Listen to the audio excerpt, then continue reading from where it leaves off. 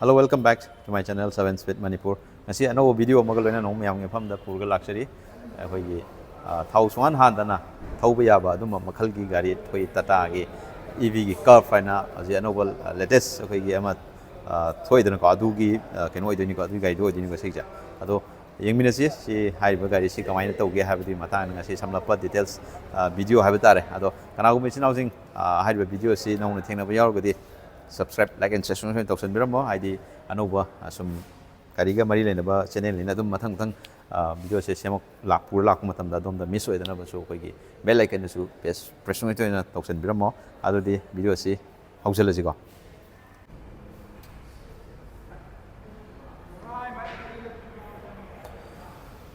okay video se hausalaji koi ihan an bada koi gari se ये look से हैपेट में हम दाई कोई कोई ना चला गया हैपेट ये गंजर के को ये मुझे से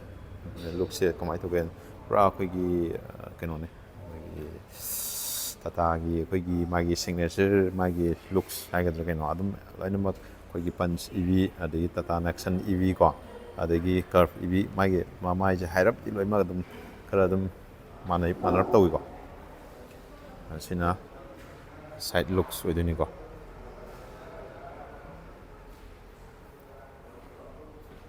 Yang ba dum ngai gari jam dum chaw ko am pick pa ka chu oi de sina side look is mine over ni si color si color se si machu je koi gray da koi kitang bluish sangan ba adu gi mong da lai ko adu sinam hapsar ke mai color dus ko adu ga sina maning gi look se koi gi maning ji de dum yeng ba da koi gi Lamborghini gi mong ai ta re ko yaorasu अदुगी hybrid मागी looks अमको खितंग संगेबको येंगबदा मागी तेले सिकी design दिगो अदो या येंगसे हाउरसे वीडियो से कोई हाउजनेदा गाड़ी सिगी मागी कलर ऑप्शन अदगी मागी प्राइस ने क्या लेनो कमाई तंगनो दुदो आई समलपना हाइब्रिड चौरकम हाइजरके कोईगी मासे कोईगी जुजिक प्राइस से कोईगी एक्स शोरूम दा कोई 17.49 को lakhs माइना साइडी हाउर goes up to कोईगी 25 की 25 lakhs माइंग सी सांगदा लेबो कोई approximate को अदुगा हाइबा केनो सिंगारी सी मासे कलर ऑप्शन मरी द फंगनी को अदुगा मागी कोई वेरिएंट हाइबदारे वेरिएंट मकल अहुमने इदम मागी वेरिएंट ममिंग दो स्क्रीन अपागी को अदुगा मासे कोई क्रिएटिव ने अदे अकम्प्लिश ने अदे एम्पावर ने yang mana sih?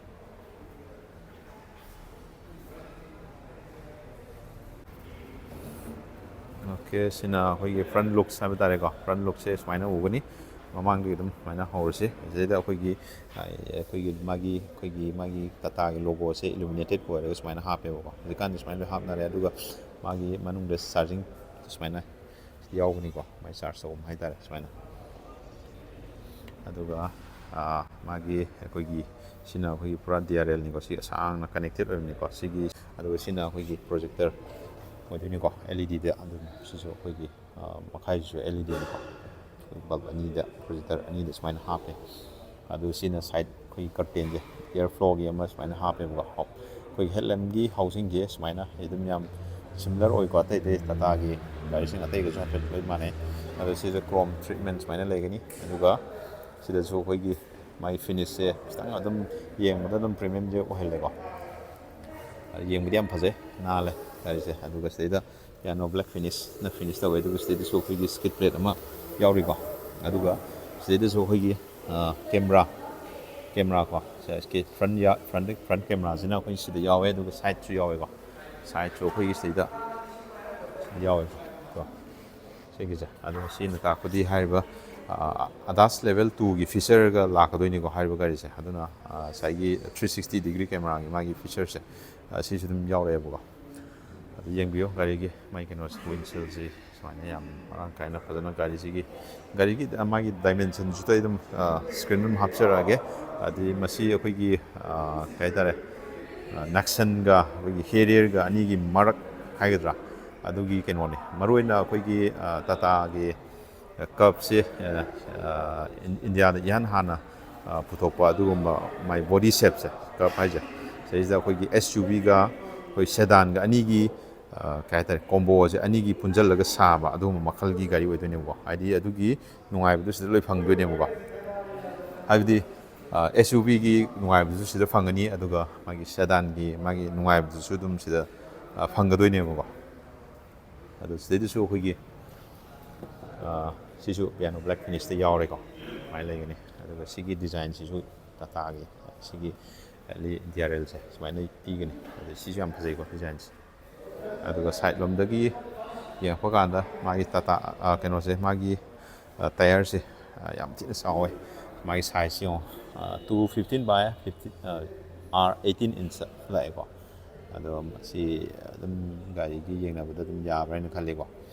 ꯌꯦꯡꯕ ꯅꯨꯡꯉꯥꯏ ꯑꯗꯣ ꯁꯤ ꯑꯩꯈꯣꯏ ꯀꯩꯅꯣꯅꯤꯀꯣ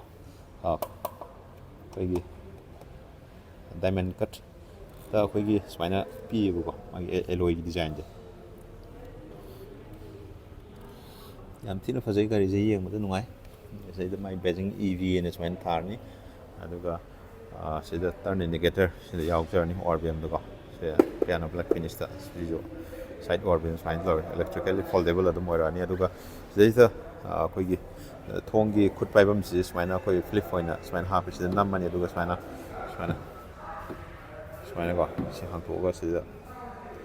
ꯄꯥꯏꯔꯅꯤ ꯑꯗꯨꯒ ꯁꯤꯗ ꯍꯥꯡꯗꯣꯛꯇꯣꯏꯅꯦꯕꯀꯣ ꯁꯨꯃꯥꯏꯅ ꯑꯗꯣ ꯁꯤꯒꯤ ꯑꯩꯈꯣꯏꯒꯤ ꯃꯥꯒꯤ ꯒ꯭ꯔꯥꯎꯟ ꯀ꯭ꯂꯤꯌꯔꯦꯟꯁꯁꯨ ꯑꯗꯨꯝ ꯋꯥꯡꯉꯦꯀꯣ ꯑꯗꯨ ꯁꯀ꯭ꯔꯤꯟ ꯍꯥꯞꯆꯔꯛꯑꯒꯦ ꯑꯗꯨꯒ ꯁꯤꯒꯤ ꯋꯤꯜ ꯕꯦꯁꯁꯤꯁꯨ ꯑꯩꯈꯣꯏ ꯅꯦꯛꯁꯟꯗꯒꯤ 12.3 ꯀꯣ ꯏꯟꯁꯇ ꯈꯔ ꯁꯤꯅ ꯈꯤꯇꯪ ꯍꯦꯜꯂꯦꯕꯀꯣ ꯑꯗꯨꯒ ꯃꯥꯒꯤ ꯁꯤꯗꯩꯁꯤꯁꯨ ꯑꯩꯈꯣꯏꯒꯤ ꯀ꯭ꯔꯣꯝ ꯇ꯭ꯔꯤꯠꯃꯦꯟꯁꯨ ꯁꯤꯗ ꯐꯖꯅ ꯌꯥꯝ ꯃꯑꯣꯡ ꯇꯥꯅ ꯄꯤꯔꯤꯕꯀꯣ ꯑꯗꯨꯒ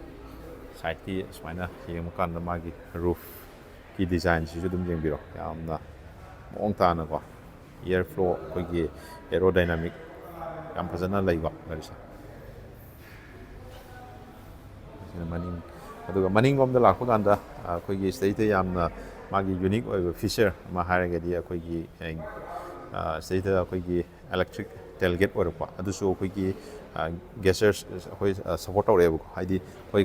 ꯈꯣꯡꯅ ꯈꯤꯇꯪ ꯁꯤꯗꯩꯗ ꯃꯥꯒꯤ ꯃꯅꯤꯡꯁꯦ ꯁꯤꯗꯩꯁꯤꯗꯀꯣ ꯈꯣꯡꯅ ꯁꯨꯃꯥꯏꯅ ꯍꯥꯏꯕ ꯀꯥꯟꯗꯀꯣ ꯁꯨꯃꯥꯏꯅ ꯈꯣꯡ ꯍꯥꯏꯕ ꯀꯥꯟꯗ ꯁꯤꯒꯤ ꯏꯂꯦꯛꯇ꯭ꯔꯤꯛ ꯇꯦꯜꯒꯦꯠꯅ ꯑꯗꯨꯝ ꯍꯥꯡꯗꯣꯔꯛꯀꯗꯣꯏꯅꯦꯕꯀꯣ ꯁꯤ ꯌꯦꯡꯕꯤꯌꯣ ꯁꯤꯗ ꯄꯤꯌꯥꯅꯣ ꯕ꯭ꯂꯦꯛ ꯐꯤꯅꯤꯁ ꯀꯣ ꯑꯗꯣ ꯁꯤꯁꯨ ꯏꯂꯨꯃꯤꯅꯦꯇꯦꯠ ꯇꯥꯇꯥꯒꯤ ꯂꯣꯒꯣ ꯑꯗꯒꯤ ꯃꯅꯤꯡꯒꯤ ꯕꯦꯛ ꯀꯦꯃꯦꯔꯥ ꯌꯥꯎꯖꯔꯅꯤ ꯑꯗꯨꯒ ꯁꯤꯗ ꯁꯥꯔꯛ ꯐꯤꯟ ꯑꯦꯟꯇꯦꯅꯥ ꯌꯥꯎꯔꯛꯑꯅꯤ ꯑꯗꯨꯒ ꯁꯤꯒꯤ ꯃꯥꯒꯤ ꯁ꯭ꯄꯣꯏꯂꯔꯒꯤ ꯗꯤꯖꯥꯏꯟ ꯌꯦꯡꯕꯤꯔꯣ ꯑꯗꯨꯒ ꯁꯤꯗꯗꯤ ꯑꯩꯈꯣꯏꯒꯤ ꯀꯩꯅꯣ ꯌꯥꯎꯔꯣꯏꯀꯣ ꯃꯔꯝꯗꯤ ꯋꯥꯏꯄꯔ ꯌꯥꯎꯔꯣꯏꯀꯣ ꯃꯔꯝꯗꯤ ꯃꯁꯤ ꯃꯥꯒꯤ ꯕꯣꯗꯤꯒꯤ ꯁꯦꯞꯁꯤꯒꯤ ꯃꯇꯨꯡ ꯏꯟꯅ ꯍꯥꯏꯕ ꯇꯥꯔꯦ ꯏꯌꯔ ꯐ꯭ꯂꯣꯁꯦ ꯁꯤꯗ ꯂꯩꯕꯅꯤꯅ ꯑꯗꯨꯅ ꯌꯥꯎꯗꯦꯕꯀꯣ ꯁꯤꯁꯨ ꯗꯤꯐꯣꯒꯔ ꯃꯅꯨꯡꯗ ꯌꯥꯎꯖꯔꯦ ꯑꯗꯨꯒ ꯁꯤꯒꯤ ꯃꯥꯒꯤ ꯃꯅꯤꯡꯗ ꯑꯩꯈꯣꯏ ꯁꯦꯟꯁꯔꯁꯨ ꯌꯥꯎꯔꯤꯕꯀꯣ ꯀꯦꯃꯦꯔꯥꯁꯨ ꯌꯥꯎꯔꯦꯗꯅꯀꯣ ꯁꯦꯟꯁꯔꯁꯨ ꯑꯃꯨꯛ ꯁꯤꯗ ꯑꯃ ꯑꯅꯤ ꯁꯨꯃꯥꯏꯅ ꯁꯦꯟꯁꯔꯁꯨ ꯑꯅꯤ ꯍꯥꯞꯄꯦꯀꯣ ꯑꯗꯨꯒ ꯃꯅꯤꯡꯒꯤ ꯑꯩꯈꯣꯏ ꯍꯦꯠꯂꯦꯝ ꯀꯩꯅꯣꯒꯤ ꯕꯦꯛ ꯂꯥꯏꯠ ꯁꯤꯒꯤ ꯗꯤꯖꯥꯏꯟ ꯍꯥꯎꯁꯤꯡꯒꯤ ꯃꯃꯥꯡꯗꯁꯨ ꯑꯗꯨꯝ ꯍꯥꯏꯐꯦꯠ ꯃꯥꯟꯅꯔꯞ ꯇꯧꯔꯒ ꯂꯩꯀꯣ ꯑꯗꯨꯒ ꯁꯤꯒꯤ ꯗꯤꯖꯥꯏꯟꯁꯤꯅꯤꯀꯣ ꯑꯩꯈꯣꯏꯒꯤ ꯂꯝꯕꯣꯒꯤꯅꯤ ꯌꯨꯔꯁꯀꯤ ꯍꯥꯏꯐꯦꯠ ꯃꯁꯛ ꯃꯥꯜꯍꯜꯂꯤꯁꯦ ꯁꯤꯁꯤꯅꯀꯣ ꯑꯗꯣ ꯃꯥꯒꯤ ꯑꯩꯈꯣꯏꯒꯤ ꯕꯨꯠ ꯁ꯭ꯄꯦꯁꯁꯦ ꯍꯥꯏꯐꯦꯠ ꯍꯥꯡꯇꯣꯛꯑꯒꯁꯨ ꯌꯦꯡꯃꯤꯟꯅꯁꯤꯀꯣ ꯃꯅꯤꯡꯗ ꯂꯥꯛꯏꯉꯩꯁꯤꯗ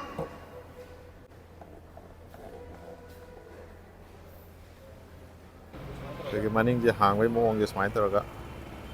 ꯍꯥꯡꯒꯗꯣꯏꯅꯤ ꯑꯣꯀꯦ ꯁꯨꯃꯥꯏꯅ ꯇꯧꯔꯒ ꯍꯥꯡꯉꯅꯤꯀꯣ ꯌꯥꯝ ꯊꯤ ꯅꯨꯡꯉꯥꯏꯕꯩ ꯋꯥꯅꯤꯗ ꯑꯩꯈꯣꯏꯅ ꯁꯤꯗꯩꯗ ꯑꯩꯈꯣꯏ ꯄꯣꯠ ꯆꯩ ꯄꯣꯔꯛꯑꯀꯥꯟꯗ ꯑꯩꯈꯣꯏ ꯊꯝꯅꯗꯕꯤꯗ ꯑꯗꯨꯝ ꯍꯥꯡꯕ ꯌꯥꯕꯒꯤ ꯅꯨꯡꯉꯥꯏꯕꯗꯣ ꯁꯤꯗꯩꯗ ꯐꯪꯍꯟꯕꯩ ꯋꯥꯅꯤꯗ ꯑꯗꯣ ꯁꯤꯗꯩꯗ ꯄꯥꯔꯁꯦꯜ ꯇ꯭ꯔꯦ ꯁꯨꯃꯥꯏꯅ ꯂꯩꯒꯅꯤ ꯑꯗꯨꯒ ꯃꯥꯒꯤ ꯕꯨꯠ ꯁ꯭ꯄꯦꯁꯁꯤ ꯑꯔꯥꯎꯟ ꯑꯩꯈꯣꯏ 500 ꯂꯤꯇꯔꯒꯤ ꯕꯨꯠ ꯁ꯭ꯄꯦꯁꯇ ꯁꯨꯃꯥꯏꯅ ꯐꯪꯒꯅꯤꯀꯣ ꯑꯗꯨꯝ ꯌꯥꯝ ꯊꯤꯅ ꯆꯥꯎꯔꯦ ꯑꯗꯨꯝ ꯑꯩꯈꯣꯏ ꯃꯤ ꯑꯃꯅꯤ ꯑꯗꯨꯝ ꯃꯅꯨꯡꯗ ꯆꯪꯉꯒ ꯐꯝꯃꯒ ꯐꯖꯅ ꯂꯩꯕ ꯑꯗꯨꯝ ꯌꯥꯕꯒꯤ ꯐꯤꯕꯝꯗ ꯂꯩꯔꯦꯀꯣ ꯑꯗꯨꯅꯤ ꯁꯨꯃꯥꯏꯅ ꯂꯩꯒꯅꯤ ꯑꯗꯨꯒ ꯑꯩꯈꯣꯏꯒꯤ ꯃꯊꯛꯇ ꯁꯨꯃꯥꯏꯅ ꯂꯥꯛꯄ ꯀꯥꯟꯗ ꯑꯩꯈꯣꯏ ꯁꯤ ꯊꯤꯡꯖꯤꯟꯒꯦ ꯍꯥꯏꯔꯒꯁꯨ ꯑꯩꯈꯣꯏꯅ ꯑꯃꯨꯛ ꯁꯤꯗ ꯅꯝꯃꯒ ꯕꯇꯟꯁꯦ ꯑꯃꯇꯪ ꯅꯝꯃ ꯀꯥꯟꯗ ꯊꯤꯡꯖꯤꯟꯕ ꯑꯗꯨꯝ ꯌꯥꯔꯦ ꯑꯗꯩ ꯈꯨꯠ ꯄꯥꯏꯐꯝꯁꯨ ꯑꯗꯨꯝ ꯄꯥꯜꯂꯦ ꯈꯨꯠꯅ ꯊꯤꯡꯖꯤꯟꯒꯦ ꯍꯥꯏꯔꯁꯨꯀꯣ ꯑꯗꯩ LED ꯂꯥꯏꯠ ꯁꯨꯃꯥꯏꯅ ꯂꯩꯒꯅꯤ ꯑꯗꯨ ꯌꯦꯡꯁꯤꯀꯣ ꯑꯃꯨꯛꯇꯪ ꯊꯤꯡꯖꯤꯜꯂꯒ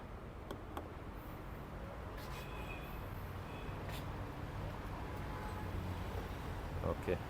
ꯀꯝꯄ꯭ꯂꯤꯠ ꯁꯤ ꯂꯥꯏꯠꯁꯦ ꯕ꯭ꯂꯤꯡ ꯇꯧꯔꯛꯏꯁꯤ ꯌꯥꯔꯦ ꯑꯣꯀꯦ ꯇꯥꯔꯦ ꯍꯥꯏꯔꯛꯏꯅꯦꯕꯀꯣ ꯑꯗꯨ ꯀꯔꯚ EV ꯅ ꯁꯨꯃꯥꯏꯅ ꯂꯩꯔꯦ ꯌꯦꯡꯕꯤꯌꯨ ꯌꯥꯝ ꯊꯤꯅ ꯃꯑꯣꯡ ꯇꯥꯔꯦꯀꯣ ꯑꯗꯣ ꯃꯅꯨꯡꯗ ꯑꯃꯨꯛ ꯌꯦꯡꯉꯁꯤ ꯑꯗꯣ ꯃꯅꯨꯡꯒꯤ ꯑꯃꯨꯛ ꯆꯪꯉꯒ ꯑꯃꯨꯛ ꯌꯦꯡꯃꯤꯟꯅꯁꯤꯀꯣ ꯃꯅꯨꯡꯒꯤꯁꯦ ꯁꯨꯃꯥꯏꯅ ꯊꯣꯡꯁꯦ ꯁꯨꯃꯥꯏꯅ ꯅꯝꯃꯅꯤ ꯁꯤꯗ ꯄꯥꯏꯔꯅꯤ ꯑꯗꯨꯒ ꯁꯤ ꯍꯥꯡꯇꯣꯛꯑꯅꯤ ꯑꯗꯨꯒ ꯊꯣꯡꯒꯤ ꯍꯦꯚꯤꯅꯦꯁꯁꯤꯗꯤ ꯑꯗꯨꯝ ꯂꯩꯀꯣ ꯇꯥꯇꯥꯒꯤ ꯍꯧꯅꯕꯤ ꯑꯩꯈꯣꯏꯒꯤ ꯇꯥꯇꯥꯁꯦ ꯑꯩꯈꯣꯏꯒꯤ ꯃꯔꯨꯑꯣꯏꯅ ꯁꯦꯐꯇꯤꯒꯤ ꯔꯦꯇꯤꯡ ꯂꯣꯝꯗ ꯌꯦꯡꯕ ꯀꯥꯟꯗꯁꯨ ꯅꯝꯕꯔ 1ꯗ ꯑꯗꯨꯝ ꯂꯩꯀꯣ ꯇꯥꯇꯥꯁꯦ ꯑꯌꯥꯝꯕ ꯃꯍꯤꯟꯗ꯭ꯔꯁꯨ ꯑꯗꯨꯝ ꯌꯥꯏꯀꯣ ꯑꯗꯣ ꯍꯧꯖꯤꯛꯐꯥꯎꯒꯤ ꯑꯣꯏꯅꯗꯤ ꯑꯗꯨꯝ ꯇꯥꯇꯥ ꯃꯍꯤꯟꯗ꯭ꯔ ꯍꯥꯏꯁꯤ ꯑꯗꯨꯝ ꯁꯦꯐꯇꯤꯗ ꯑꯗꯨꯝ ꯂꯣꯏ ꯂꯤꯡꯉꯤꯀꯣ ꯁꯤꯗ ꯂꯥꯏꯠ ꯑꯉꯥꯡꯕ ꯑꯃ ꯌꯥꯎꯔꯦ ꯑꯗꯨꯒ ꯃꯥꯒꯤ ꯁꯣꯐꯇꯦꯁ ꯃꯦꯇꯔꯤꯌꯦꯜꯗ ꯄꯤꯔꯦꯀꯣ ꯁꯤꯗꯤ ꯁꯣꯐꯇꯦꯁ ꯑꯣꯏꯔꯦ ꯋꯥꯏꯠꯁꯦ ꯑꯗꯨꯒ ꯁꯤꯗ ꯄꯋꯥꯔ ꯋꯤꯟꯗꯣ ꯁꯤ ꯀ꯭ꯔꯣꯝꯗ ꯌꯥꯎꯔꯛꯑꯦ ꯑꯗꯨꯒ ꯁꯤꯗ ꯕꯣꯇꯜ ꯍꯣꯜꯗꯔ ꯑꯗꯒꯤ JBLꯒꯤ ꯁꯥꯎꯟ ꯀꯣ ꯁꯤꯗ ꯄꯤꯔꯤꯁꯦ ꯑꯗꯩ ꯁꯤꯗ ꯇ꯭ꯋꯤꯇꯔ ꯀꯣ ꯑꯗꯩ ꯒ꯭ꯂꯣꯁꯤ ꯕ꯭ꯂꯦꯛ ꯑꯗꯨꯒ ꯁꯤꯗꯩꯁꯤꯗ ꯑꯃꯨꯛ ꯈ꯭ꯋꯥꯏꯗꯒꯤ ꯅꯨꯡꯉꯥꯏꯕ ꯑꯃ ꯍꯥꯏꯔꯒꯗꯤ ꯍꯥꯏꯔꯤꯕ ꯒꯥꯔꯤꯁꯤꯗ ꯑꯩꯈꯣꯏꯒꯤ ꯑꯦꯂꯦꯛꯇ꯭ꯔꯤꯀꯦꯜꯂꯤ ꯑꯦꯗꯖꯁꯇꯦꯕꯜ ꯑꯣꯏꯔꯛꯄ ꯑꯃꯨꯛ ꯁꯤꯠꯁꯦ ꯑꯃꯨꯛ ꯑꯗꯣ ꯁꯤꯠꯁꯦ ꯌꯥꯝ ꯊꯤꯅ ꯀꯩ ꯍꯥꯏꯇꯥꯔꯦ ꯁꯤꯗ ꯂꯦꯗꯔ ꯔꯦꯞꯇꯤ ꯑꯣꯏꯗ꯭ꯔꯦ ꯑꯗꯨꯒ ꯃꯌꯥꯏꯒꯤ ꯁꯤꯗꯩꯁꯤꯗ ꯑꯃꯨꯛ ꯑꯩꯈꯣꯏꯒꯤ ꯈꯤꯇꯪ ꯂꯦꯗꯔ ꯔꯦꯞꯀꯤ ꯇꯥꯏꯞꯇ ꯑꯃ ꯇꯧꯋꯦꯀꯣ ꯁꯥꯏꯠꯁꯤꯅ ꯑꯃꯨꯛ ꯑꯣꯏꯗꯕ ꯑꯗꯣ ꯁꯤꯁꯤꯗ ꯑꯃꯨꯛ ꯑꯩꯈꯣꯏꯒꯤ ꯅꯨꯡꯉꯥꯏꯕ ꯑꯃꯃꯨꯛ ꯍꯥꯏꯔꯒꯗꯤ ꯚꯦꯟꯇꯤꯂꯦꯇꯦꯠ ꯁꯤꯠ ꯑꯣꯏꯕ ꯚꯦꯟꯇꯤꯂꯦꯠꯁꯦ ꯑꯩꯈꯣꯏꯒꯤ ꯕꯇꯟꯁꯦ ꯑꯁꯣꯝꯗ ꯄꯥꯟꯗ꯭ꯔꯦ ꯁꯤꯗ ꯄꯥꯜꯂꯦ ꯁꯤꯅ ꯌꯥꯝ ꯍꯦꯟꯗꯤ ꯑꯣꯏꯕ ꯌꯥꯝ ꯅꯨꯡꯉꯥꯏꯕ ꯑꯃ ꯑꯣꯏꯕꯀꯣ ꯑꯗꯨꯅ ꯁꯤꯗ ꯄꯥꯜꯂꯛꯑꯦꯕꯀꯣ ꯑꯗꯣ ꯁꯤꯁꯨ ꯍꯥꯏꯐꯦꯠꯇꯪ ꯁꯨꯃꯥꯏꯅ ꯁꯤꯅ ꯃꯊꯛꯀꯤꯁꯤ ꯑꯣꯏꯗꯣꯏꯅꯤꯀꯣ ꯑꯗꯨꯒ ꯁꯤꯁꯤꯅ ꯑꯩꯈꯣꯏ ꯃꯈꯥꯒꯤ ꯁꯤꯁꯤ ꯑꯣꯏꯗꯣꯏꯅꯤꯀꯣ ꯀꯟꯇ꯭ꯔꯣꯜꯁꯦ ꯁꯤꯠꯀꯤ ꯁꯥꯏꯠ ꯑꯦꯌꯔꯕꯦꯒ ꯂꯣꯏ ꯌꯥꯎꯔꯦꯀꯣ ꯄꯨꯂꯞꯅ ꯑꯩꯈꯣꯏ 6 ꯑꯦꯌꯔꯕꯦꯒ ꯂꯣꯏꯅꯃꯛ ꯑꯩꯈꯣꯏ ꯅꯣꯔꯃꯦꯜ ꯀꯩꯅꯣꯗꯒꯤ ꯑꯗꯨꯝ ꯍꯧꯔꯒ ꯕꯦꯁꯇꯒꯤ ꯍꯧꯔꯒ ꯑꯗꯨꯝ 6 ꯑꯦꯌꯔꯕꯦꯒꯀꯤ ꯀꯩꯅꯣ ꯂꯥꯛꯑꯅꯤꯀꯣ ꯑꯗꯣ ꯑꯩ ꯍꯥꯏꯐꯦꯠ ꯆꯥꯎꯔꯥꯛꯄ ꯃꯊꯪ ꯑꯩ ꯍꯥꯏꯖꯔꯛꯑꯒꯦ ꯃꯅꯨꯡ ꯆꯪꯉꯒ ꯑꯃꯨꯛ ꯌꯦꯡꯁꯤ ꯁꯤꯁꯨ ꯗꯦꯁꯕꯣꯔꯗꯁꯤꯁꯨ ꯑꯩꯈꯣꯏ ꯁꯣꯐꯇꯦꯁ ꯑꯣꯏꯔꯛꯑꯅꯤ ꯁꯤꯁꯨ ꯑꯩꯈꯣꯏꯒꯤ ꯖꯦꯕ꯭ꯔꯥ ꯀꯂꯔꯒꯤ ꯃꯑꯣꯡꯗ ꯁꯨꯃꯥꯏꯅ ꯂꯥꯛꯀꯅꯤ AC ꯚꯦꯟ ꯁꯨꯃꯥꯏꯅ ꯂꯩꯔꯅꯤ ꯑꯗꯨꯒ ꯑꯩ ꯀꯥꯈꯠꯂꯛꯀꯦ ꯑꯣꯀꯦ ꯌꯥꯔꯦ ꯁꯤꯗ ꯂꯩꯔꯦ ꯑꯩꯈꯣꯏꯒꯤ ꯁ꯭ꯇꯦꯔꯤꯡ ꯑꯩꯈꯣꯏꯒꯤ ꯀꯟꯇ꯭ꯔꯣꯜꯁꯤꯗ ꯂꯣꯏꯅꯃꯛ ꯃꯥꯎꯟꯇꯦꯠ ꯇꯧꯔꯦꯀꯣ ꯑꯗꯒꯤ ꯁꯤꯗꯩꯗ ꯌꯥꯎꯔꯤꯕ ꯐꯤꯆꯔ ꯃꯌꯥꯝꯁꯦ ꯂꯣꯏꯅꯃꯛ ꯁꯤꯗ ꯑꯌꯥꯝꯕ ꯂꯣꯏ ꯌꯥꯎꯔꯦ ꯕ꯭ꯂꯨꯇꯨꯠ ꯀꯅꯦꯛ ꯇꯧꯕ ꯌꯥꯔꯦ ꯑꯗꯩ ꯚꯣꯏꯁ ꯀꯃꯥꯟ ꯄꯤꯕ ꯌꯥꯔꯦ ꯑꯗꯒꯤ ꯀ꯭ꯔꯨꯁ ꯀꯟꯇ꯭ꯔꯣꯜ ꯌꯥꯎꯖꯔꯦ ꯑꯗꯩ ꯑꯗꯨ ꯁꯦꯠ ꯇꯧꯅꯕ ꯌꯥꯎꯖꯔꯦ ꯑꯗꯒꯤ ꯃꯥꯒꯤ ꯃꯣꯠꯁꯤꯗꯒꯤ ꯆꯦꯟꯖꯁꯤꯗꯩꯗ ꯑꯩꯈꯣꯏꯒꯤ ꯃꯌꯥꯏꯗ ꯄꯤꯔꯤꯕ ꯑꯩꯈꯣꯏꯒꯤ ꯏꯟꯁꯇ꯭ꯔꯨꯃꯦꯟ ꯀ꯭ꯂꯁꯇꯔꯁꯦ ꯁꯤꯗꯩꯗ ꯄꯤꯔꯤꯕ ꯏꯟꯐꯣꯔꯃꯦꯁꯟ ꯃꯌꯥꯝꯁꯦ ꯁꯤꯗꯒꯤ ꯑꯗꯨꯝ ꯂꯣꯏ ꯀꯟꯇ꯭ꯔꯣꯜ ꯇꯧꯕ ꯌꯥꯒꯗꯣꯏꯅꯤꯀꯣ ꯁꯨꯃꯥꯏꯅ ꯑꯗꯣ ꯁꯤꯒꯤ ꯗꯤꯇꯦꯜꯁꯦ ꯑꯩꯈꯣꯏꯒꯤ ꯔꯦꯟꯖꯁꯨ ꯑꯗꯨꯝ ꯄꯤꯔꯦ ꯁꯤꯗꯩꯗ ꯑꯩꯈꯣꯏ ꯀꯤꯂꯣꯃꯤꯇꯔ ꯀꯌꯥꯝ ꯊꯧꯕ ꯌꯥꯔꯤ ꯍꯥꯏꯕꯗꯣ ꯑꯗꯨꯁꯨ ꯑꯗꯨꯝ ꯐꯖꯅ ꯁꯤꯗꯩ ꯎꯠꯂꯦ ꯑꯗꯩꯗ ꯑꯩꯈꯣꯏꯒꯤ ꯑꯌꯥꯝꯕ ꯏꯟꯐꯣꯔꯃꯦꯁꯟ ꯌꯥꯝꯅ ꯃꯔꯨ ꯑꯣꯏꯕꯁꯤꯡ ꯍꯥꯏꯕ ꯇꯥꯔꯦ ꯑꯌꯥꯝꯕ ꯂꯣꯏꯅ ꯁꯤꯗ ꯑꯗꯨꯝ ꯏꯟꯐꯣꯔꯃꯦꯁꯟ ꯂꯣꯏ ꯄꯤꯔꯦ ꯍꯥꯏꯕ ꯇꯥꯔꯦ ꯑꯗꯣ ꯌꯦꯡꯕ ꯌꯥꯝ ꯅꯨꯡꯉꯥꯏ ꯑꯗꯨꯒ ꯁꯣꯝ ꯅꯥꯀꯟꯗ ꯂꯥꯛꯄ ꯀꯥꯟꯗꯁꯨ ꯑꯩꯈꯣꯏꯒꯤ ꯃꯌꯥꯏꯒꯤ ꯏꯟꯐꯣꯇꯦꯟꯃꯦꯟꯁꯦ ꯁꯨꯃꯥꯏꯅ ꯂꯩꯒꯅꯤꯀꯣ ꯍꯥꯏꯗꯤ ꯀꯦꯃꯦꯔꯥꯁꯦ ꯑꯩꯈꯣꯏꯒꯤ 360 ꯗꯤꯒ꯭ꯔꯤ ꯀꯦꯃꯦꯔꯥ ꯁꯞꯄꯣꯔꯠ ꯇꯧꯔꯛꯄꯅꯤꯅ ꯑꯩꯈꯣꯏꯒꯤ ꯁꯤꯝ ꯐ꯭ꯔꯟ ꯚ꯭ꯌꯨꯅꯤ ꯑꯗꯩ ꯁꯥꯏꯠ ꯚ꯭ꯌꯨ ꯁꯨꯃꯥꯏꯅ ꯌꯦꯡꯕ ꯌꯥꯅꯤ ꯑꯗꯨꯒ ꯃꯅꯤꯡꯒꯤꯁꯨ ꯁꯨꯃꯥꯏꯅ ꯅꯝꯃꯤ ꯌꯥꯒꯅꯤꯀꯣ ꯑꯗꯣ ꯑꯗꯨꯛꯀꯤ ꯃꯇꯤꯛ ꯃꯥꯒꯤ ꯇꯆ ꯑꯦꯟ ꯔꯦꯁꯄꯣꯟꯁ ꯑꯗꯒꯤ ꯃꯥꯒꯤ ꯀꯦꯃꯦꯔꯥ ꯀ꯭ꯋꯥꯂꯤꯇꯤꯀꯣ ꯌꯥꯝ ꯊꯤꯅ ꯃꯑꯣꯡ ꯇꯥꯅ ꯑꯗꯨꯝ ꯁꯤꯗ ꯎꯕ ꯐꯪꯉꯦꯀꯣ ꯑꯗꯨꯝ ꯁꯤꯒꯤ ꯑꯩꯈꯣꯏꯒꯤ ꯏꯟꯐꯣꯇꯦꯟꯃꯦꯟ ꯁꯤꯒꯤ ꯃꯥꯒꯤ ꯀꯦꯃꯦꯔꯥ ꯀ꯭ꯋꯥꯂꯤꯇꯤꯀꯣ ꯁꯤꯗꯗꯤ ꯌꯥꯝ ꯊꯤꯅ ꯃꯑꯣꯡ ꯇꯥꯔꯦ ꯀꯦꯃꯦꯔꯥꯁꯦ ꯑꯩꯈꯣꯏꯒꯤ ꯁꯨꯃꯥꯏꯅ ꯑꯅꯤ ꯃꯃꯥꯡꯒꯤ ꯁꯥꯏꯠ ꯑꯅꯤ ꯁꯨꯃꯥꯏꯅ ꯌꯦꯡꯒꯦꯁꯨ ꯑꯗꯨꯝ ꯌꯥꯔꯦ ꯑꯗꯣ ꯁꯤꯗ ꯃꯅꯤꯡꯒꯤ ꯁꯨꯃꯥꯏꯅ ꯌꯦꯡꯒꯦ ꯍꯥꯏꯔꯁꯨ ꯑꯗꯨꯝ ꯌꯥꯔꯦꯕꯀꯣ ꯑꯅꯤ ꯊꯣꯛꯅꯀꯣ ꯑꯗꯣ ꯁꯤꯗ 3Dꯗ ꯌꯦꯡꯒꯦ ꯍꯥꯏꯔꯒꯁꯨ ꯁꯨꯃꯥꯏꯅ ꯑꯗꯨꯝ ꯌꯦꯡꯕ ꯌꯥꯔꯦꯀꯣ 3D ꯁꯤꯗꯩꯗ ꯁꯨꯃꯥꯏꯅ ꯁꯥꯏꯠ ꯀꯦꯃꯦꯔꯥꯁꯦ ꯑꯃꯨꯛ ꯁꯥꯏꯠ ꯃꯔꯤ ꯁꯤ ꯂꯣꯏ ꯄꯤꯔꯤꯁꯦ ꯑꯃꯨꯛ ꯀꯦꯃꯦꯔꯥ 1 2 3 4 5 6 7 ꯗꯤꯔꯦꯛꯁꯟꯁꯦ ꯃꯥꯏ ꯁꯤꯗꯒꯤ ꯂꯣꯏꯅꯃꯛ ꯌꯦꯡꯕ ꯌꯥꯏꯑꯕꯀꯣ ꯁꯤꯒꯤ ꯌꯥꯝ ꯅꯨꯡꯉꯥꯏꯕ ꯑꯃ ꯍꯥꯏꯔꯒꯗꯤ ꯑꯗꯩꯗ ꯐꯤꯆꯔꯒꯤ ꯍꯥꯏꯔꯗꯤ ꯑꯣꯜꯃꯣꯁ ꯑꯩꯈꯣꯏꯒꯤ ꯂꯣꯏꯅꯃꯛ ꯑꯩꯈꯣꯏꯒꯤ ꯄꯦꯇ꯭ꯔꯣꯜ ꯗꯤꯖꯜꯗ ꯌꯥꯎꯔꯤꯕ ꯃꯉꯣꯟꯗ ꯌꯥꯎꯔꯤꯕ ꯐꯤꯆꯔꯁꯤꯡꯀꯣ ꯁꯤꯒ ꯂꯣꯏ ꯑꯗꯨꯝ ꯍꯥꯏꯐꯦꯠ ꯂꯣꯏ ꯃꯥꯟꯅꯒꯅꯤꯀꯣ ꯍꯥꯏꯂꯥꯏꯠ ꯁꯤꯗꯩꯗ ꯑꯩꯈꯣꯏꯒꯤ ꯕꯨꯠ ꯑꯦꯛꯁꯦꯁ ꯇꯧꯒꯦ ꯍꯥꯏꯔꯒꯁꯨ ꯁꯤꯗꯒꯤ ꯑꯗꯨꯝ ꯇꯧꯕ ꯌꯥꯅꯤꯀꯣ ꯑꯗꯣ ꯁꯤꯒꯤ ꯁꯤꯗ ꯄꯤꯔꯤꯕ ꯑꯩꯈꯣꯏꯒꯤ ꯄꯦꯅꯦꯜꯁꯤꯡꯁꯦ ꯁꯤꯁꯨ ꯑꯩꯈꯣꯏꯒꯤ ꯇꯁ ꯉꯥꯛꯇ ꯑꯣꯏꯔꯛꯄ ꯍꯥꯏꯕ ꯇꯥꯔꯦ ꯇꯁ ꯑꯣꯏꯕ ꯀꯥꯟꯁꯤꯗ ꯑꯩꯈꯣꯏꯒꯤ ꯁꯤꯗꯩꯗ ꯌꯥꯎꯔꯤꯁꯦ ꯃꯅꯤꯡ ꯕꯨꯠ ꯑꯦꯛꯁꯦꯁ ꯇꯧꯕ ꯌꯥꯔꯦ 360 ꯗꯤꯒ꯭ꯔꯤ ꯀꯦꯃꯦꯔꯥꯒꯤ ꯁꯤꯗꯒꯤ ꯑꯗꯨꯝ ꯑꯣꯟ ꯇꯧꯔꯒ ꯌꯦꯡꯕ ꯌꯥꯔꯦ ꯑꯗꯒꯤ ꯍꯤꯜ ꯍꯣꯜ ꯀꯣ ꯑꯗꯒꯤ ꯍꯤꯜ ꯗꯤꯁꯦꯟ ꯀꯟꯇ꯭ꯔꯣꯜ ꯁꯤꯗꯩꯗ ꯃꯌꯥꯝ ꯑꯃ ꯄꯤꯔꯦꯀꯣ ꯑꯗꯩ ꯐꯦꯟꯒꯤꯀꯣ ꯁꯤꯗꯩꯗ ꯀꯟꯇ꯭ꯔꯣꯜꯁꯦ ꯅꯣꯞꯁꯦ ꯑꯗꯨ ꯀꯜꯍꯟꯒꯦ ꯗꯥꯎꯟ ꯑꯣꯏꯍꯟꯒꯦ ꯁꯤꯗ ꯑꯗꯨꯝ ꯇꯧꯕ ꯌꯥꯔꯦ ꯑꯗꯒꯤ ꯔꯤꯌꯔꯒꯤ ꯑꯩꯈꯣꯏꯒꯤ ꯗꯤꯐꯣꯒꯔ ꯀꯣ ꯁꯤꯗꯩ ꯀꯟꯇ꯭ꯔꯣꯜꯁꯦ ꯂꯣꯏꯅꯃꯛ ꯑꯌꯥꯝꯕ ꯁꯤꯗꯩ ꯇꯁꯇ ꯑꯗꯨꯝ ꯇꯧꯕ ꯌꯥꯔꯦꯕꯀꯣ ꯑꯗꯣ ꯁꯤꯗꯁꯨ ꯌꯦꯡꯁꯤꯀꯣ ꯀꯦꯃꯦꯔꯥꯁꯦ ꯃꯨꯠꯊꯠꯂꯒꯦ ꯑꯗꯒꯤ ꯌꯦꯡꯉꯣ ꯇꯁ ꯑꯦꯟ ꯔꯦꯁꯄꯣꯟꯁ ꯌꯦꯡꯉꯣ ꯁꯤ ꯌꯦꯡꯕꯤꯌꯨ ꯑꯗꯒꯤ ꯁꯤꯗ ꯑꯩꯈꯣꯏꯒꯤ ꯄꯤꯌꯔ ꯇꯧꯕ ꯗꯤꯚꯥꯏꯁꯀ ꯄꯤꯌꯔ ꯇꯧꯕ ꯑꯦꯄꯜ ꯀꯥꯔꯄ꯭ꯂꯦ ꯑꯦꯟꯗ꯭ꯔꯣꯏꯗ ꯑꯣꯇꯣ ꯑꯩꯈꯣꯏ ꯋꯦꯌꯔꯂꯦꯁꯇꯀꯣ ꯁꯞꯄꯣꯔꯠ ꯇꯧꯕ ꯌꯥꯔꯅꯤꯀꯣ ꯑꯗꯩ ꯁꯤꯗꯩꯁꯨ ꯋꯦꯌꯔꯂꯦꯁ ꯐꯣꯟ ꯆꯥꯔꯖꯤꯡꯒꯤ ꯑꯃ ꯁꯤꯗꯁꯨ ꯄꯤꯔꯦꯕꯀꯣ ꯑꯗꯨꯒ ꯃꯥꯒꯤ ꯗ꯭ꯔꯥꯏꯚꯤꯡ ꯃꯣꯠ ꯍꯥꯏꯕ ꯇꯥꯔꯦ ꯁꯤꯗꯁꯨ ꯄꯤꯔꯤꯁꯦ ꯁꯤꯇꯤ ꯏꯀꯣ ꯁ꯭ꯄꯣꯔꯠ ꯍꯥꯏꯅ ꯁꯨꯃꯥꯏꯅꯁꯨ ꯄꯤꯌꯦꯕꯀꯣ ꯑꯗꯨꯒ ꯑꯃꯨꯛ ꯄꯥꯔꯀꯤꯡꯒꯤꯁꯨ ꯑꯦꯂꯦꯛꯇ꯭ꯔꯣꯅꯤꯛ ꯁꯨꯃꯥꯏꯅ ꯄꯥꯔꯀꯤꯡ ꯕꯣꯠ ꯁꯨꯃꯥꯏꯅ ꯇꯧꯔꯅꯤ ꯑꯣꯇꯣ ꯍꯣꯜꯒꯤꯁꯨ ꯁꯤ ꯌꯥꯎꯖꯔꯦ ꯑꯗꯨꯒ ꯁꯤꯁꯤꯗ ꯑꯣꯇꯣꯃꯦꯇꯤꯛꯅꯤꯅ ꯁꯨꯃꯥꯏꯅ ꯄꯤꯔꯦ ꯃꯥꯒꯤ ꯒꯤꯌꯔ ꯂꯤꯚꯔꯒꯁꯦ ꯁꯨꯃꯥꯏꯅ ꯄꯤꯕ ꯄꯥꯛ ꯇꯧꯕꯒꯤ ꯃꯑꯣꯡꯗꯅꯦꯕ ꯁꯤꯗ ꯎꯠꯂꯤꯁꯦ ꯑꯗꯣ ꯁꯤꯗꯁꯨ ꯁ꯭ꯄꯦꯁ ꯃꯆꯥ ꯑꯩꯈꯣꯏ ꯄꯤꯔꯤꯀꯣ ꯆꯥꯔꯖꯤꯡꯒꯤ ꯑꯩꯈꯣꯏꯒꯤ 45 watt ki charging kui C type ko adi 12 volt ki masu yauri ko aduga sumaina mayai gi center console de sumaina koi gi piano black finish to ko si andum premium oil yeng do ko ado kitang di koi gi shiny oil je asine yeng mu kan da koi da kitang premium ne sama mo hele adu steering ji jo koi stis fazana tawre angau boga koi na atcha angau buji koi gi si mo ta koi gi atop color mo oil ga di hen fajaga rai khali ko haidi angau buji khara dum mot kali dina ko aduga sideda push start button ji yausare ko aduga sena koi gi wiper control som di yaure aduga sina headlamp gi control sumai yausare ko aduga steering je koi gi magi keno se sumaina lai ko aduga telescopic adjustment di study yawu de bo sumaina lai gani adu sigi steering je koi 4 spoke to sumaina lai ko yengbi koi dashboard ki magi keno si ju koi gi magi layout che yengbda dum yengbu nun ka ta kitang premium adum ohele ko si ju leather wrap taw ko adu se sam koi gi glossy koi gi gray color da ko sumaina lai gani aduga sina koi gi hard dashboard ko sumaina lai aduga seda koi gi automatic IRBM sumaina oire ko adu seda IRBM ti outre adu sida koi light sumaina LED da sumaina pi ko light se sumaina LED da pi re aduga sumaina mutpa ko aduga sida SOS ki button ju yauri ko aduga sida so koi gi passenger koi gi airbag kai tare ko rear passenger tung tong yi sing koi airbag se on off dum taw yar ko aduga koi gi sida koi gi maning koi panoramic sunroof sigi kenos dum marang kaina phadana dum khara dum pang yaw ko jeng si ko kamai on taw ga smai torokan smai hang tore ko sida vanity mirror smai yawre grab handle ju yawre ko aduga sigi ambient light se sisu dum moi kenos yawe hai ko sigi koi gi si kenos sing ambient light color option maya ma ga loina na color ujik nung dang na tab ni u de ko sida koi ujik koi red color oi kai ma yawe ko ui ko sumaina ambient color je makhan meyam yawe ko mood light hai ga dra kena aduga sina mu koi armrest se yengse hai ga laga sumai lagani store se yam chaw ba keno di oide adugu deepness ti dum khara lai ko aduga sisa koi gi seat se koi gi front seat se koi ventilated oi ba hai tare sigse ko adi magi so se sumai tawne unlock ina follow me headlamp aduga boot release to buiga adi lock to bugi smaina so ani smai lagani ko adu seat ki quality adum seat ki comfort adum yam phajana nungai adu seat ki thigh support chu dum enough oi ko haidi sigi side holder ja si phajana yaw ni na khoina khoi gi thaubu kan da so khoi gi kitang speed ta corner leiba ama taw bu da sine support yam phange bu ko aduna si yam phajana nungai ba ama oi hai tare ko ado yengse akoi maning da mukara ga muk yengse kamai tawge habdu ko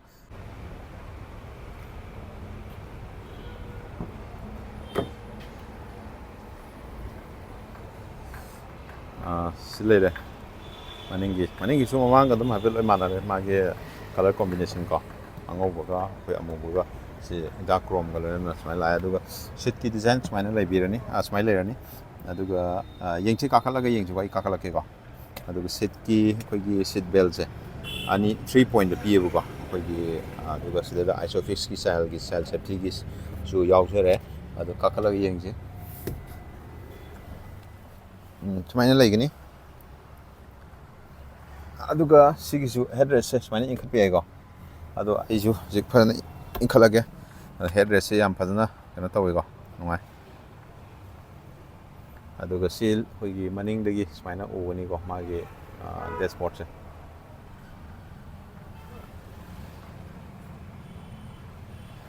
aduga sigi aigi thigh support se dum decent oi yamna kana tawo oide sabsai hai tare ko sile adu kitang koi gi nga dhara ga tongge har ga di thigh support se kitang nga dhara ga di mu kitang wat pa hai tare aduga stage ta koi gi mayai center gi adagi sida ham oiba amta leita bugum ni ko kitang slightly kitang di le aduga sina AC vent maning gi ko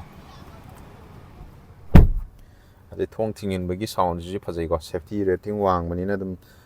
ꯊꯣꯡꯁꯤꯁꯨ ꯌꯥꯝ ꯍꯦꯚꯤꯅꯦꯁ ꯑꯗꯨꯝ ꯂꯩ 45 ꯋꯥꯠꯀꯤ charging AC van ꯑꯅꯤ ꯃꯅꯤꯡꯒꯤ rare ꯄꯦꯁꯦꯟꯖꯔꯒꯤ ꯑꯗꯣ ꯁꯤꯅꯤ ꯔꯨꯝꯁꯦ ꯌꯦꯡꯕꯤꯌꯨ ꯌꯥꯝ ꯊꯤꯅ ꯃꯔꯥꯡ ꯀꯥꯏꯅ ꯐꯖꯅ ꯂꯩꯀꯣ ꯑꯗꯨꯅ ꯌꯥꯝꯅ ꯈꯣꯡꯁꯦ ꯇꯤꯡꯊꯣꯛꯑꯒ ꯑꯗꯨꯝ ꯉꯥꯊꯔꯒ ꯆꯠꯄ ꯌꯥꯕꯒꯤ ꯀꯩꯅꯣ ꯑꯣꯞꯁꯟꯁꯨ ꯑꯗꯨꯝ ꯂꯩ ꯍꯥꯏꯕ ꯇꯥꯔꯦ ꯑꯗꯨꯒ ꯁꯤꯗꯩꯁꯤꯗ ꯑꯃꯨꯛ ꯇꯣꯉꯥꯟꯕ ꯃꯣꯏꯒꯤ ꯑꯃ ꯍꯥꯏꯔꯒꯗꯤ ꯑꯩꯈꯣꯏꯒꯤ ꯁꯤꯗꯩꯗ ꯅꯝꯃꯀꯥꯟꯗ ꯁꯤꯠꯁꯦ ꯈꯤꯇꯪ ꯑꯩꯈꯣꯏꯒꯤ 2 ꯁ꯭ꯇꯦꯞ ꯄꯤꯕ ꯍꯥꯏꯇꯥꯔꯦ ꯈꯤꯇꯪ ꯑꯩꯈꯣꯏꯒꯤ ꯁꯤꯗ ꯅꯝꯃꯀꯥꯟꯗꯀꯣ ꯁꯤꯗ ꯅꯝꯃꯒ ꯑꯃꯨꯛ ꯆꯤꯡꯈꯠꯄ ꯌꯥꯏꯑꯕꯀꯣ ꯑꯗꯨꯒ ꯅꯝꯃꯀꯥꯟꯗ ꯑꯃꯨꯛ ꯏꯟꯗꯕ ꯁꯨꯃꯥꯏꯅ ꯑꯗꯣ ꯌꯥꯝ ꯀꯥ ꯍꯦꯟꯅ ꯀꯩꯅꯣ ꯇꯧꯕꯗꯤ ꯅꯠꯇꯦ ꯑꯗꯨꯕꯨ ꯌꯦꯡꯒꯦꯀꯣ ꯀꯝꯐꯣꯔꯠꯇꯣ ꯁꯤꯒꯤ ꯀꯝꯐꯣꯔꯠꯁꯤꯅ ꯑꯃꯨꯛ ꯑꯩꯈꯣꯏꯒꯤ ꯂꯣꯡ ꯗ꯭ꯔꯥꯏꯕ ꯆꯠꯄ ꯀꯥꯟꯗ ꯑꯩꯈꯣꯏꯒꯤ ꯅꯨꯡꯉꯥꯏꯕꯗꯣ ꯑꯗꯨ ꯑꯣꯏꯍꯟꯒꯅꯤꯀꯣ ꯑꯗꯨꯒ ꯑꯩꯒꯤ ꯍꯦꯠ ꯔꯨꯝꯁꯦ ꯌꯦꯡꯕꯤꯌꯨ ꯁꯤ ꯁꯨꯃꯥꯏꯅ ꯂꯩꯀꯣ ꯑꯗꯣ ꯍꯦꯠ ꯔꯨꯝꯁꯦ ꯀꯅꯥꯒꯨꯝꯕ 6 ꯐꯤꯠ ꯃꯨꯛꯀꯤ ꯆꯥꯡꯗ ꯂꯩꯕ ꯏꯆꯤꯜ ꯏꯅꯥꯎꯁꯤꯡ ꯑꯣꯏꯔꯒꯗꯤꯀꯣ ꯑꯗꯨ ꯈꯤꯇꯪ ꯊꯦꯡꯂꯤ ꯊꯦꯡꯂꯥ ꯇꯧꯒꯗ꯭ꯔꯥ ꯑꯗꯣ ꯑꯗꯨꯝ ꯑꯩꯒꯤ 6.9 ꯀꯣ ꯑꯗꯨꯝ ꯁꯤ ꯑꯗꯨꯝ ꯌꯥꯏꯀꯣ ꯗꯤꯁꯦꯟ ꯑꯣꯏ ꯍꯥꯏꯕ ꯇꯥꯔꯦ ꯑꯗꯣ ꯁꯨꯃꯥꯏꯅ ꯇꯤꯡꯈꯠꯂꯛꯑꯒ ꯐꯝꯃꯒꯗꯤ ꯑꯁꯤꯁꯨ ꯑꯗꯨꯝ ꯌꯥꯔꯤꯀꯣ ꯑꯗꯣ 6 ꯐꯤꯠ ꯐꯥꯎꯗꯤ ꯑꯗꯨꯝ ꯊꯦꯡꯂꯤ ꯇꯧꯕ ꯌꯥꯏ ꯑꯗꯨꯕꯨ ꯑꯗꯨꯝ ꯌꯥꯅꯤꯀꯣ ꯑꯗꯨꯝ ꯁꯤꯁꯨ ꯑꯩꯈꯣꯏꯒꯤ ꯍꯦꯟ ꯒ꯭ꯔꯤꯞ ꯑꯗꯩ ꯍꯨꯛꯁꯨ ꯌꯥꯎꯋꯦꯀꯣ ꯑꯗꯩ ꯁꯤꯗ ꯂꯥꯏꯠ LED ꯁꯤꯁꯨ ꯄꯤꯔꯦ ꯁꯣꯝꯗꯁꯨ ꯄꯤꯔꯦꯀꯣ ꯂꯥꯏꯠꯁꯦ ꯑꯅꯤ ꯌꯥꯎꯋꯦꯀꯣ ꯑꯗꯨꯒ ꯁꯤꯗꯩꯗ ꯑꯩꯈꯣꯏꯒꯤ ꯑꯥꯝꯔꯦꯁ ꯀꯣ ꯁꯨꯃꯥꯏꯅ ꯌꯥꯎꯒꯅꯤ ꯑꯗꯩ ꯁꯤꯗ ꯀꯞ ꯍꯣꯜꯗꯔ ꯑꯅꯤ ꯑꯃꯁꯨ ꯌꯥꯎꯒꯅꯤꯀꯣ ꯁꯨꯃꯥꯏꯅ ꯂꯩꯒꯅꯤ ꯁꯤꯠꯀꯤ ꯀꯨꯁꯟ ꯌꯥꯝ ꯊꯤ ꯅꯨꯡꯉꯥꯏ ꯑꯗ ꯁꯤ ꯃꯃꯥꯡꯒꯤ ꯗꯦꯁꯕꯣꯔꯗꯁꯦ ꯁꯨꯃꯥꯏꯅ ꯎꯒꯅꯤ ꯑꯗ ꯃꯌꯥꯏꯒꯤꯁꯤꯁꯨ ꯑꯩꯈꯣꯏꯒꯤ ꯃꯥꯒꯤ ꯁ꯭ꯀ꯭ꯔꯤꯟꯁꯦ ꯑꯗꯨꯝ ꯆꯥꯎꯋꯦꯀꯣ ꯑꯗꯣ ꯃꯌꯥꯝ ꯏꯆꯤꯟ ꯇꯦꯁ ꯔꯥꯏꯠ ꯉꯥꯛꯇꯪ ꯆꯠꯆꯔꯨꯈꯤꯒꯦ ꯌꯦꯡꯃꯤꯟꯅꯁꯤ ꯑꯗꯨꯒ ꯏꯆꯤꯟ ꯇꯦꯁ ꯔꯥꯏꯠ ꯇꯧꯅꯤꯡꯕ ꯀꯥꯡꯕꯨꯒꯤꯁꯨ ꯑꯗꯨꯝ ꯇꯦꯁ ꯔꯥꯏꯠ ꯇꯧꯕ ꯑꯗꯨꯝ ꯌꯥꯒꯅꯤꯀꯣ ꯑꯗꯨꯝ ꯂꯥꯛꯄꯤꯌꯨ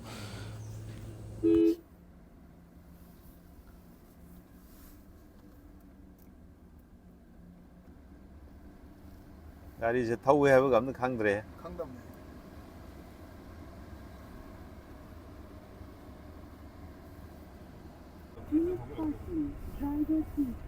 ꯑꯁ ꯌꯥꯏꯍꯦ ꯒꯥꯔꯤꯁꯦ ꯑꯗꯣ ꯁꯤꯗ ꯎꯔꯤꯁꯤ ꯌꯦꯡꯉꯨ ꯑꯩꯈꯣꯏꯒꯤ ꯁꯥꯏꯠ ꯑꯩꯈꯣꯏꯒꯤ ꯀꯩꯅꯣꯅꯦ ꯇꯔꯟ ꯁꯤꯒꯅꯦꯜ ꯇꯧꯕ ꯀꯥꯟꯗ ꯑꯩꯈꯣꯏꯒꯤ ꯀꯩ ꯍꯥꯏꯇꯥꯔꯦ ꯀꯣꯅꯔ ꯂꯩꯔꯝꯗꯥꯏꯒꯤ ꯑꯩꯈꯣই ꯀꯦꯃꯦꯔꯥꯅ ꯃꯇꯦꯡ ꯄꯥꯡꯉꯛꯄ ꯍꯥꯏꯕ ꯇꯥꯔꯦ ꯇꯨꯡꯗ ꯀꯅꯥ ꯂꯥꯛꯏ ꯍꯥꯏꯕꯗꯨ ꯈꯪꯅꯅꯕꯒꯤꯗꯃꯛ ꯍꯥꯏꯕ ꯇꯥꯔꯦ ꯁꯦꯐꯇꯤ ꯑꯃꯔꯣꯝꯗ ꯁꯦꯐꯇꯤꯒꯤ ꯍꯥꯏꯕ ꯇꯥꯔꯦꯀꯣ ꯀꯦꯃꯦꯔꯥꯒꯤ ꯑꯩꯈꯣꯏꯒꯤ ꯃꯥꯒꯤ ꯀ꯭ꯋꯥꯂꯤꯇꯤꯁꯤꯗꯤ ꯌꯥꯝ ꯊꯤ ꯁꯦꯡꯉꯤꯀꯣ ꯃꯌꯦꯛ ꯃꯣꯠ ꯑꯍꯨꯝꯅꯦꯕ ꯌꯥꯎꯔꯤꯁꯦ ꯍꯧꯖꯤꯛ ꯊꯧꯔꯤꯁꯤꯅ ꯁꯤꯇꯤ ꯃꯣꯠꯅꯦꯕ ꯁꯤꯇꯤ ꯃꯣꯠꯇꯣ ꯁ꯭ꯄꯣꯔꯠ ꯃꯣꯠ ꯑꯃꯨꯛ ꯄꯥꯔꯛꯇꯣꯏꯕ ꯁꯤꯅ ꯏꯀꯣꯅꯦꯕ ꯍꯧꯖꯤꯛꯐꯥꯎꯗ ꯑꯗꯨꯝ ꯒꯥꯔꯤꯁꯦ ꯌꯥꯝ ꯏꯀꯣ ꯑꯝꯇ ꯆꯠꯂꯤꯅꯀꯣ ꯏꯀꯣ ꯑꯣꯏꯔꯁꯨ ꯁꯤ ꯑꯗꯨꯝ ꯌꯥꯏꯅꯦ ꯁ꯭ꯄꯣꯔꯠ ꯃꯣꯠ ꯑꯃꯨꯛ ꯄꯥꯔꯛꯇꯣꯏꯕ ꯑꯣ ꯒꯥꯔꯤꯁꯦ ꯑꯃꯨꯛ ꯌꯥꯡꯉꯅꯤ ꯑꯩꯁ ꯅꯥꯏꯇ꯭ꯔꯣ ꯄꯥꯟꯕꯩ ꯁ꯭ꯇꯥꯏꯜꯗꯀꯣ ꯑꯗꯨꯗꯤ ꯀꯥꯞꯊꯈ꯭ꯔꯦꯅꯦ ꯑꯣ ꯈꯤꯇꯪ ꯈꯛꯇꯅꯦꯕ ꯅꯦꯠꯂꯤ sunroof Economy drive mode activated. Sports drive mode activated. ꯍꯥꯟꯅꯗꯕꯤꯗ ꯁꯨꯃꯥꯏꯅ ꯑꯗꯨꯝ ꯊꯧꯕꯁꯤꯅ ꯐꯔꯕꯖꯥꯠꯅꯤꯗ Economy drive mode activated. ꯅꯦꯠꯀꯥꯁꯦ ꯀꯩꯝ ꯇꯧꯗꯦꯗꯅ ꯃꯁꯥꯒꯤ Activated. ꯁꯤꯅ ꯐꯔꯕꯖꯥꯠꯅꯤꯗ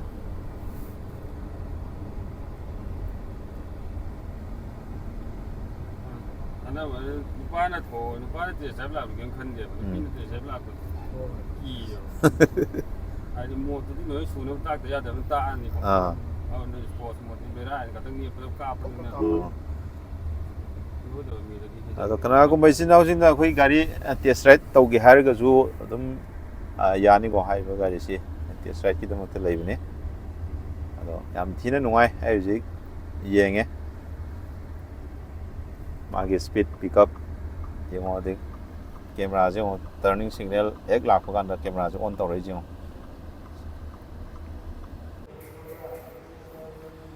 ꯑꯗꯣ ꯚꯤꯗꯤꯑꯣꯁꯦ ꯉꯁꯤꯒꯤꯗꯤ ꯁꯨꯃꯥꯏꯅ ꯁ꯭ꯋꯥꯏꯗ ꯁꯨꯝ ꯂꯣꯏꯁꯤꯜꯂꯒꯦ ꯑꯗꯣ